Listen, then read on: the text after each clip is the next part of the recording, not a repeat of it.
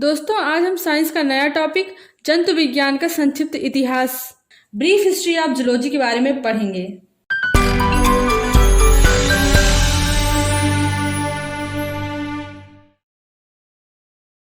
इसके पहले हम साइंस और बायोलॉजी के बारे में आपको बता चुके हैं, अर्थात विज्ञान और जीव विज्ञान का वीडियो आपको विज्ञान की प्लेलिस्ट में मिल जाएगा। तो चलिए हम जानते हैं आखिर जंतु विज्ञान का विकास किस तरह से हुआ है। जैसा कि हम जीव विज्ञान में आपको बता चुके हैं कि जीवों के अध्ययन को जीव विज्ञान कहते हैं और जीव विज्ञान की दो शाखाएं हैं। पहली शाखा है जंतु विज्ञान और दूसरी शाखा है वनस्पति विज्ञान। तो आज हम आपको जंतु विज्ञान के बारे में बताएंगे। प्राचीन काल के ग्रीस देश के कई दार्शनिकों ने जीवों के बारे में अपने विचार लिखे हैं। जंतु विज्ञान पर प्रथम लेख 5वीं सदी में लिखा गया है, जिसे चिकित्सा ग्रंथ कहते हैं। इसमें खाने योग्य जंतुओं का वर्णन किया गया है और उनका वर्गीकरण दिया गया है। हिप्पोक्रेट्स एक बहुत ही प्रसिद्ध दार्शनिक थे, जिन्होंने मानव रोग के बारे में पहला लेख लिखा है। सन 460 से 370 के बीच में इनका जीवन काल था। दोस्तों, चिकित्सा शास्त्र के अंतर्गत आज भी विद्यार्थियों को इनकी शपथ दिलाई जाती है, क्योंकि हिप्पोक्रेट्स चिकित्सा शास्त्र के जनक हैं। दोस्तों, बात जंतु विज्ञान के इतिहास की हो और अरस्तु के बारे में बात ना हो तो ऐसा पॉसिबल ही नहीं है। तो चलिए जानते हैं अरस्तु कौन थे और इन्होंने जंतु विज्ञान में कौन सा योगदान दिया है। अरस्तु का जन्म 384 ईसा पूर्व हुआ था। ये यूनानी के एक दार्शनिक थे और वे प्लेटो के शिष्य और सिकंदर के गुरु थे। अरस्तु ने भौतिक, अध्यात्म, कविता, नाटक, संगीत, तर्कशास्त्र, राजनीतिक शास्त्र, विज्ञान में अपना पूर्ण योगदान दिया है। अरस्तु ने अपनी पुस्तक जंतु इतिहास में 500 जंतुओं की रचना, स्वभाव, वर्गीकरण, जनन आदि का तथा मुर्गी के अंडों का भ्रूणीय विकास का वर्णन किया है। इन्हें इसीलिए विज्ञान, जीव विज्ञान और जंतु विज्ञान का जनक कहा जाता है। अरस्तु father of science, biology and zoology कहे जाते हैं। बात अगर भारत में जंतु विज्ञान के विकास की हो तो हम पहले वेदों के बारे में जानते हैं।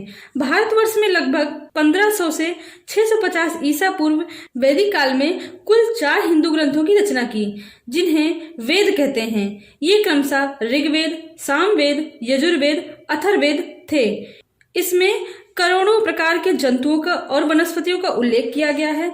अतः वेदों में भी विज्ञान का संपूर्ण उल्लेख मिलता है।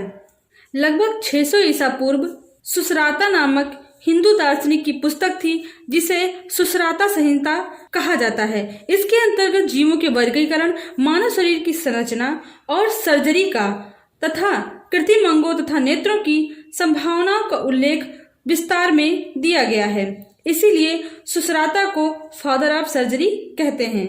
इसको आप नोट कर लीजिए, सुश्राता को फादर ऑफ सर्जरी कहते हैं। ईसा मसीह के जन्म के पश्चात एक महान दार्शनिक और भूगोलवक्ता थे, जिनका नाम प्लानी था। उन्होंने एक महान ग्रंथ की रचना की, जिसका नाम था नेचुरल हिस्ट्री। यह एक बृहद ग्रंथ था, जिसके अंतर्गत प्रकृति विज्ञान का संपूर्ण उल्लेख था। इसके पश्चात एक महान वैज्ञानिक और थे, जिनका नाम गैलन था। गैलन ने कुछ जंतुओं के आंतरिक अंगों का पहला प्रयोगात्मक अध्ययन करके चिकित्सा के क्षेत्र में महत्वपूर्ण बदलाव लाया। इसीलिए गैलेन को प्रयोगात्मक कार्यकी का पिता कहा जाता है, अर्थात फादर ऑफ एक्सपेरिमेंटल साइकोलॉजी। इन महान दार्शनिकों के बाद विज्ञान लगभग 1000 साल तक अंधकार में रहा, जिसे विज्ञान का अंधकार युग भी कहा जा सकता है। इसके बाद 13वीं सदी में विज्ञान के युग में एक चमत्कार हुआ तथा एल्बर्ट मैग्नस ने जंतुओं पर अपने ग्रंथ लिखकर जंतु विज्ञान में पुनर्जागरण लाया। इसके बाद जंतु विज्ञान में दिन ब दिन प्रगति होती गई और 16वीं सदी में जंतुओं पर अनेक ग्रंथ छापे गए। इसी सदी में सूक्ष्मदर्शी का विकास हुआ, जिसने जीव विज्ञान में महत्वपूर्ण बदलाव लाए और विज्ञान के अध्ययन का गहन बोध कराया, जिससे दिन ब दिन विज्ञान में नए नए आविष्कार होने लगे और जीव वैज्ञानिकों ने जंतुओं का बहुमुखी अध्ययन प्रारंभ किया। 16वीं सदी के बाद जूलॉजी में दिन ब दिन नए नए वैज्ञानिकों का आगमन हुआ और जीवों से संबंधित संपूर्ण जानकारी हमें मिलती रही। वैज्ञानिकों की अनूठी खोज ने हमारे जीवन में हमें जीवों से संबंधित और वनस्पतियों से संबंधित नवीन ज्ञान देकर हमारे ज्ञान का विस्तार किया।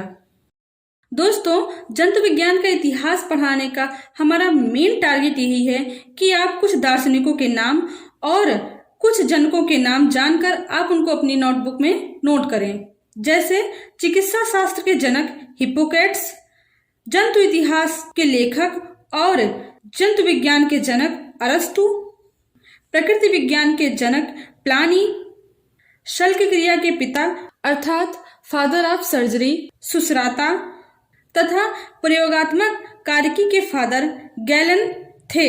इन्होंने जंतु विज्ञान के इतिहास में महत्वपूर्ण योगदान प्रदान कर जंतु विज्ञान को सफल बनाया। दोस्तों, इसके बाद विज्ञान का नेक्स्ट वीडियो आएगा जिसके अंतर्गत हम आपको जंतु विज्ञान के महत्वपूर्ण अध्ययनों के बारे में बताएंगे। धन्यवाद दोस्तों, और हमारे वीडियो को लाइक करें। आगे आने वाली वीडियो को देखने के लिए हमारे चैनल को अगर अब तक सब्सक्राइब नहीं किया है तो प्लीज हमारे चैनल को सब्सक्राइब करें।